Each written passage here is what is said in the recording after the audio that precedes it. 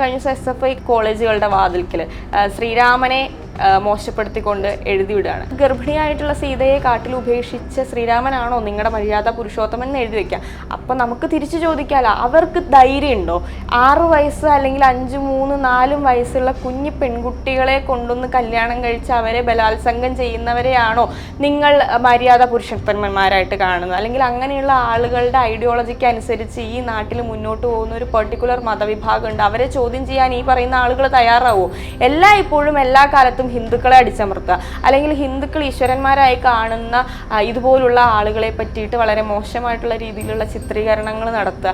രാമനെ സംബന്ധിച്ചിടത്തോളം രാമൻ ഒരു ഭർത്താവ് എന്നുള്ള ഒരു പൊസിഷനേക്കാൾ അദ്ദേഹം കൂടുതൽ പ്രയോറിറ്റി കൊടുത്തിരുന്നത് അദ്ദേഹം ഒരു ഭരണാധികാരിയായിരുന്നു.